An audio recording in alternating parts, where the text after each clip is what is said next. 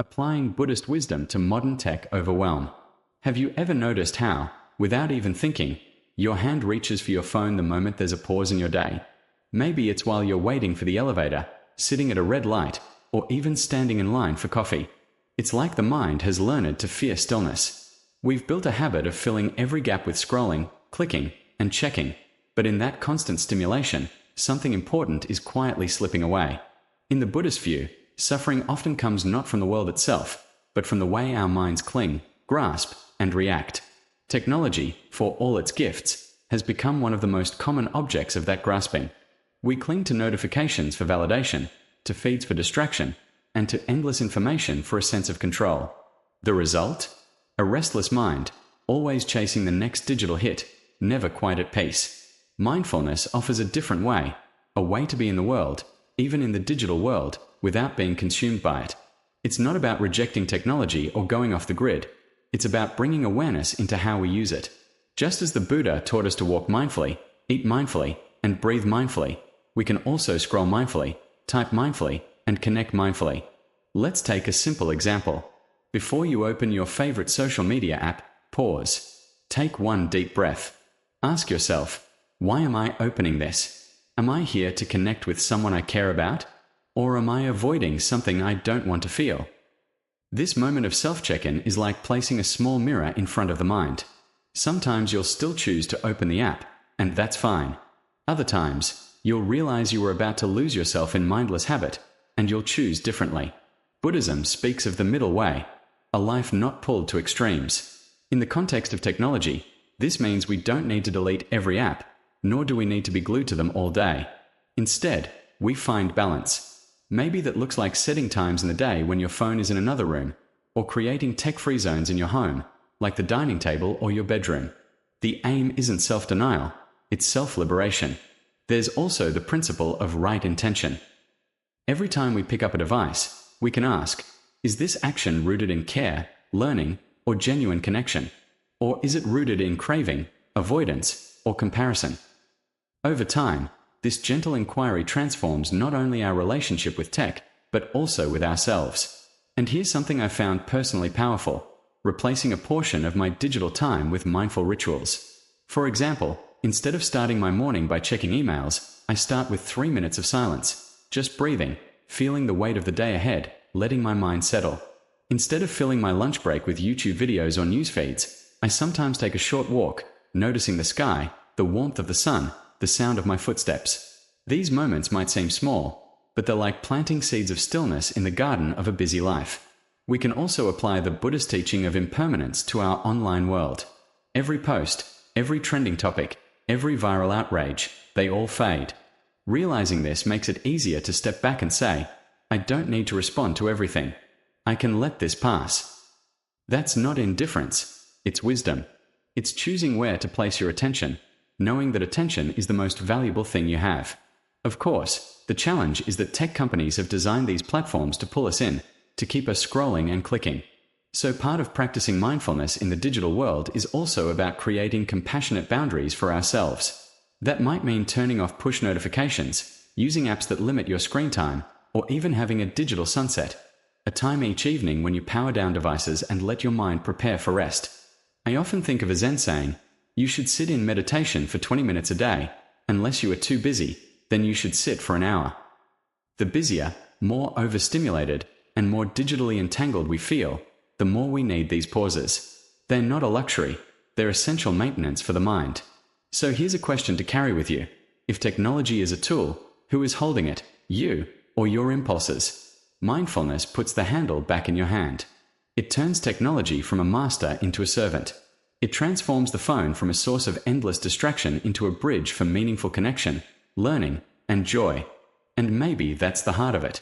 The Buddha didn't teach us to escape life, but to meet it fully, with clarity, with compassion, with presence. Technology is simply one of the places we meet life now. If we can be present here, in the pings and swipes and endless feeds, we can be present anywhere. So the next time your phone lights up, don't just react. Take a breath. Feel your feet on the ground. Remember, you have a choice. And in that choice lies your freedom. Provocative question hook script. What if your smartphone, the very device designed to connect you, is actually disconnecting you from your inner peace. Think about it. We live in a time where we can talk to anyone, anywhere, at any time. Yet, many of us feel lonelier, more anxious, and more restless than ever.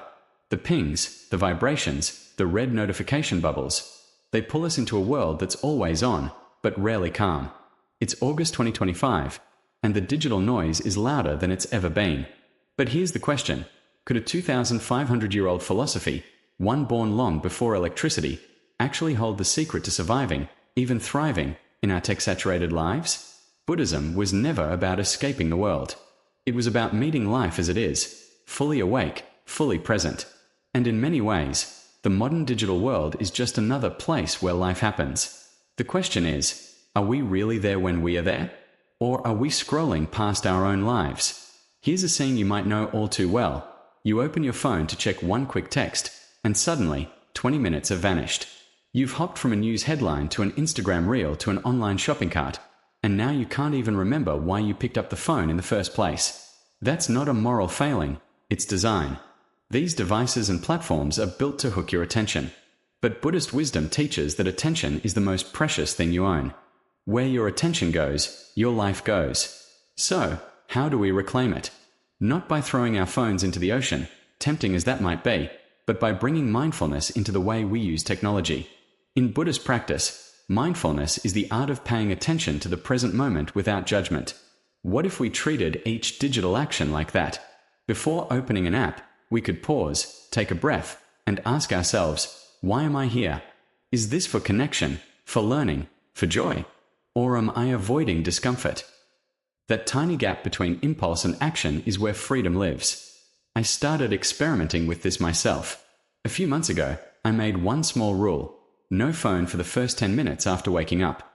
Instead, I open the blinds, feel the sunlight on my face, and make tea. It's not always perfect. Some mornings I still reach for the screen, but I've noticed a shift. My mind feels less hijacked, more my own. That's what mindfulness does. It gives you back your mind, one moment at a time. The Buddha spoke about the middle way, avoiding extremes. In digital life, that means we don't have to delete every account, nor do we have to be available 24/7. We can create gentle boundaries, tech-free dinners, no scroll zones in the bedroom, scheduled check-in times instead of constant monitoring. These aren't punishments, they're invitations. Invitations to come back to the real, breathing, unfiltered life happening right now. And here's another Buddhist gem: impermanence. Everything changes, and nothing lasts forever. Not even that viral news story, not even the trend you're afraid of missing. When we see this clearly, we can let go of the compulsion to keep up with everything. We don't have to react to every alert, every opinion, every passing storm in the online sky. There's also right intention, part of the Eightfold Path. It asks us to act from motives of kindness, compassion, and wisdom. Imagine if before posting, commenting, or even sharing an article, we pause to ask, does this add clarity or kindness to the world? Or does it add noise? That single question could transform the tone of our digital spaces. Of course, it's not easy. The tech world is designed to feel urgent. But urgency is not the same as importance. In fact, most of the time, what's urgent online is utterly unimportant to our actual lives. Buddhist practice trains us to tell the difference, to see clearly, and then to act from clarity. I'll give you an example from last week. My phone buzzed with a breaking news alert while I was having dinner with a friend. Old me would have grabbed the phone instantly, half listening while scanning the headline. Instead, I took a breath, turned the phone over, and stayed with the conversation. Whatever was happening in the world could wait 10 minutes. That moment of presence, really hearing my friends laugh, feeling the warmth of connection, was worth infinitely more than the update. And here's the thing, presence is contagious. When you're fully with someone, they feel it. In a world where everyone's attention is fragmented, that kind of focus becomes a rare and precious gift. Technology doesn't have to steal that from us. With awareness, it can actually enhance it. So, maybe the real question isn't how do we survive the digital age? Maybe it's how do we wake up in the digital age? Because the smartphone isn't going anywhere. The pings and feeds and updates will keep coming. But so will the sunrise. So will the sound of your child's laughter, the taste of your morning coffee, the feeling of your breath moving in and out. Ancient wisdom isn't asking you to give up modern life. It's asking you to live it more fully, to be here for it, not just pass through it in a haze of screens and swipes. So the next time your phone lights up, see it as a bell of mindfulness, like the temple bells monks have used for centuries. A reminder to pause, breathe, and ask, is this where I want my attention to go? In that moment, you get to choose. And choice, in the end, is the purest form of freedom. The digital deluge. Why we are drowning. Have you ever noticed how your phone can feel like both a lifeline and an anchor? One moment it's connecting you to the people and information you love. The next, it's pulling you under, wave after wave of notifications, emails, and never-ending feeds. It starts innocently enough. A ping here, a buzz there. You think, I'll just check real quick. But before you know it, an entire hour has vanished, swallowed by an endless scroll. And when you finally look up, you feel, not satisfied, but strangely hollow. This isn't just bad luck. It's by design. We are living in the age of the attention economy, a world where your focus is the most valuable currency, and tech companies are competing to capture as much of it as they can. Every notification, every red bubble, every algorithmic suggestion is crafted to keep you engaged, or more accurately, to keep you hooked. Think about it. When was the last time you finished scrolling and thought, yes, that was exactly how I wanted to spend my time? More often, it's the opposite. You close the app and feel drained, maybe even a little guilty, like you've been living on mental junk food. And the toll isn't just on our time. It's on our mental health. The constant on state keeps our nervous system in a low-grade fight-or-flight mode. The subtle anxiety of what am I missing creeps in. Fear of missing out, FOMO, becomes the background music of our lives. Our attention, split and scattered, struggles to focus on anything deeply. Burnout doesn't always come from doing too much. Sometimes, it comes from being pulled in too many directions at once. Buddhist wisdom has a word for this mental state: restlessness. It's one of the 5 hindrances to clarity. Restlessness is that jittery, unsettled energy that can't sit still, always wanting to check, to know, to do. In the Buddha's time, it might have been caused by worrying about the next harvest or longing for the next caravan to arrive. Today, it's the itch to refresh your feed or check if that text has been answered. Different triggers, same mind trap. And here's the thing, when we are constantly reacting to pings, to headlines, to likes, we lose the ability to choose where our attention goes. We are no longer living with intention. We are living in reaction. A friend once told me, I feel like my phone owns me. She wasn't exaggerating. She would wake up in the middle of the night and check her messages. She'd answer emails while brushing her teeth. The idea of being unreachable for even a few hours made her uneasy. And yet, deep down, she longed for quiet. So, how do we step out of the flood without abandoning the modern world? Buddhist mindfulness offers a surprisingly practical path. It begins with noticing, really noticing, how technology is affecting you in the moment. The next time a notification pops up, pause. Feel the microsurge of urgency in your body. Do your shoulders tense? Does your breath shorten? Awareness itself is powerful. Once you see the hook, you have the choice not to bite. We can also create intentional boundaries. The Buddha taught about sense restraint, not in the sense of denying yourself pleasure, but in choosing wisely what you let into your awareness. In digital life, this could mean turning off non-essential notifications, setting your phone to grayscale during work hours, or scheduling no screen times each day. These small acts aren't about rejecting technology, they're about reclaiming sovereignty over your own mind. Another shift comes from remembering impermanence. Every trend, every breaking news alert, every viral post will fade. What feels urgent today may be irrelevant tomorrow. When we truly see this, we can let go of the compulsion to respond instantly to everything. We can breathe, wait, and choose a wiser response. I've started treating my phone like a guest in my home. I decide when to invite it in and when to give it space. I even have a small wooden box on my desk, my digital resting place. When I need to focus or be present with someone, the phone goes there. Out of sight, out of reach, my mind starts to feel spacious again. And here's something you might try. Instead of filling every spare moment with screen time, replace one digital check-in with a mindful pause. Feel your feet on the ground. Listen for the farthest sound you can hear. Let your eyes rest on something natural, a tree, a cloud, a patch of sunlight. These micro moments of presence are like breathing spaces in the flood. The truth is, we are not just drowning in information. We are drowning in distraction. And the cost isn't only stress or anxiety, it's the subtle erosion of our ability to be here in our own lives. The Buddha once said, "What you think, you become. What you dwell upon, you attract." In the attention economy, that's more relevant than ever. If we dwell constantly on the noise, we become restless and scattered. But if we dwell on clarity, presence, and kindness, we become something else entirely, steady in the storm, grounded even as the digital waves crash around us. So, maybe the first step is simply to notice the water we are swimming in. To ask ourselves, is this how I want to live? Is this where I want my mind to be? Because once you see clearly, you can start to swim, not just drift. And who knows, you might even find that inner shore you've been missing all along. Mindful awareness, the Buddhist lens. We live in a world where our attention is constantly being pulled in 100 directions. A ping here, a buzz there, a new headline, a new post, a new message. And it feels urgent, like if we don't check it right now, we'll miss something important. But what if I told you that almost none of it truly demands your immediate response? Buddhist wisdom offers a way to see through this digital storm. It starts with a truth that's as old as life itself: impermanence. Everything changes. Nothing lasts forever.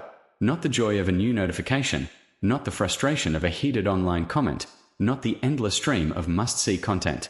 In the same way a thought arises and passes in the mind, our digital distractions are fleeting by nature.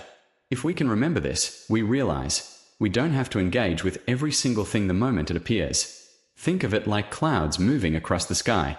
You don't chase each one. You simply watch them drift by, knowing there's no need to grab them or hold them in place. Digital life is the same, a constant sky of new content, new demands, new opinions. Some of them matter, but most are just passing weather. This is where the Buddhist practice of non-attachment comes in. It doesn't mean we stop caring or withdraw from life. It means we stop clinging to the idea that we must check every notification, reply instantly, or keep up with every single trend. Non-attachment in the digital age might mean resisting the reflex to unlock your phone during every spare moment, or letting a message wait until you're ready to respond with presence instead of hurry. I've had to learn this myself. There was a time when I felt a subtle anxiety if I didn't check my phone for more than 10 minutes. It wasn't just curiosity, it was compulsion. But the more I practiced non-attachment, the lighter I felt. I realized that the world keeps turning even if I'm not online for an hour or a day. And when I do check in, I can be there more fully, without that restless edge. The Buddha also taught about right effort, one of the steps on the Eightfold Path. In the digital age, right effort means using our energy intentionally, instead of scattering it in reaction to every beep and buzz. It means asking, is this how I want to spend my attention? Is this aligned with what matters to me? When we approach technology this way, we turn it from a master into a tool. Imagine you have a limited number of coins each day, and each time you open an app, read a comment, or watch a video, you spend one. At the end of the day, where did those coins go? Did they build something meaningful, a deeper relationship, a new skill, a moment of real rest? Or did they vanish into the bottomless scroll? Right effort reminds us that our mental energy is not infinite. We get to choose where to invest it. Here's a simple practice. Before picking up your phone, pause and take one mindful breath. Ask yourself, am I acting from intention or impulse? That tiny pause can change the entire experience. Sometimes you'll still choose to check your messages, and that's fine. But you'll be doing it with awareness, not on autopilot. There's also a quiet power in letting some things pass without our involvement. Not every comment needs a reply. Not every post needs a reaction. Not every news alert needs our emotional energy. This doesn't make us indifferent. It makes us wise about where we place our heart and mind. In Buddhist monasteries, there are designated times for silence, periods when no one speaks, not because there's nothing to say, but because silence itself is a form of nourishment. We can create similar spaces in our digital lives, hours when we step away from screens, not out of rejection, but out of care for our own clarity. These moments are where insight has room to grow. And here's the beautiful paradox. When we stop chasing every digital ripple, we start noticing the deeper currents of our own life. The warmth of a cup of tea in your hands. The way sunlight moves across the floor during the afternoon. The laughter of someone you love. unfiltered by a screen. These are the things that don't show up in notifications, but they are the heart of being alive. Impermanence teaches us not to cling. Non-attachment frees us from compulsion. Right effort shows us where to place our energy. Together, they form a compass, one that can guide us through the endless noise of the digital world toward a quieter, more intentional way of living.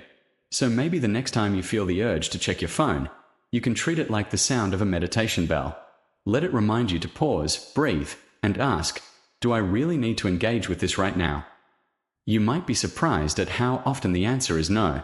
And in that space, in that conscious choice, is where real freedom lives. Because the truth is, the digital tide will never stop coming. But with mindful awareness, we don't have to be swept away. We can learn to float, to navigate, even to enjoy the view, without losing ourselves in the current. Practical pithy practices. Small shifts for a calmer digital life. You know that moment when your phone lights up, and without even thinking, your hand reaches for it? It's almost like muscle memory. One buzz, and we are off, diving into messages, news, social media, before we've even had a chance to ask, do I actually want to do this right now? That's why I want to share 3 simple, almost deceptively small, practices that can completely change the way you live with technology. I call them practical pithy practices. Tiny, powerful habits that help you reclaim your attention and your peace of mind. The first one is what I like to call the sacred pause. Before you respond to any notification, before you open that email, before you tap that glowing red icon, you take a single, deliberate breath. That's it. Just one. It sounds so small it's almost laughable, but here's the magic. That breath creates space between stimulus and response. Space where you can choose, instead of react. I started doing this when I realized how often I was letting my phone decide my next action. I wasn't living my day, my notifications were. Now, when my phone pings, I breathe first. Sometimes I still check it, but other times, I realize I don't actually need to. And that 1-second choice feels like taking back a little bit of my freedom. The second practice is mindful scrolling. We've all been there, opening an app just to check something real quick, and 45 minutes later, you're watching a raccoon eating grapes in slow motion. Funny? Yes. Necessary? Probably not. Mindful scrolling means that before you start consuming content, you set an intention. Maybe it's I'm here to see updates from my friends, or I want to read one article on this topic. Then, you stick to it. Here's a question I often ask myself when I'm online. Am I feeding my mind, or just filling it? Feeding your mind leaves you feeling nourished, inspired, or informed. Filling it just leaves you full, and sometimes a little sick. Mindful scrolling is about choosing the former. One trick that helps me is to actually say, out loud, while I'm opening an app, I'm here to send my sister that photo. If I find myself doing something completely different a minute later, that's my cue to close it. You'd be amazed at how often that happens. The third practice is digital detox moments. Now, I'm not talking about moving to a cabin in the woods and throwing your phone into a lake. This isn't about rejecting technology. It's about making small, intentional pockets of time where you completely unplug. It could be as simple as no screens during breakfast or 1 hour before bed. The phone goes away. For me, it's my morning coffee. I used to scroll through the news while drinking it, thinking I was catching up. But instead of feeling informed, I felt tense before the day even began. Now, I just sit with my coffee. No phone, no laptop. Just the warmth of the cup, the smell, the quiet. That one simple change has made my mornings feel like mine again. You can also build these detox moments into activities you already enjoy. Walking the dog without earbuds. Cooking dinner without watching a video. Sitting in the park without pulling out your phone just for a minute. These small acts of presence become anchors in the constant digital current. The beauty of these 3 practices is that they're not about fighting technology. They're about changing your relationship with it. You're not trying to resist with willpower alone. You're rewiring how you respond. The sacred pause teaches you that you are not at the mercy of every ping. Mindful scrolling turns you from a passive consumer into an intentional participant. Digital detox moments give you space to remember there's a whole world outside the screen. I know some people hear mindfulness and think it means being slow, quiet, maybe even a little boring. But this isn't about slowing down for the sake of it. It's about living at a pace that allows you to actually notice your life while you're living it. Because here's the truth. Our attention is the most valuable thing we own.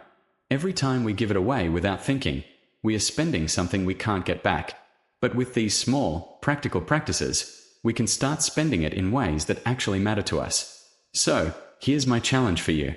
Today, before you answer that next notification, take the sacred pause. At least once, scroll mindfully, set your intention before you open the app, and find one tiny slice of your day to unplug completely.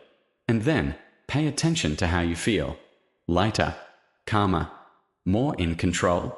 Because the point isn't to escape the digital world.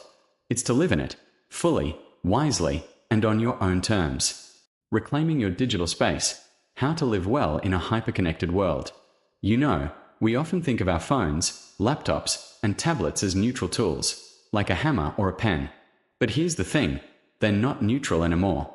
These devices are designed to pull us in, to keep us engaged, to feed us an endless stream of things we didn't even know we needed to see. And if we are not careful, they can end up owning our time, instead of the other way around.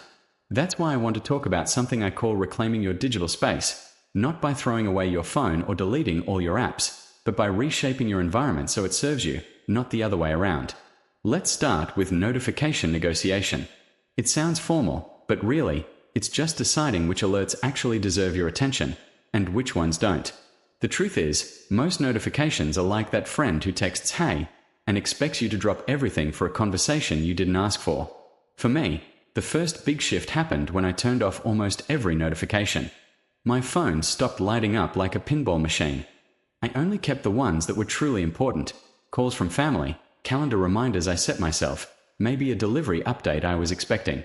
Everything else? Silent. And here's the funny part, the world didn't end. I didn't miss anything that actually mattered.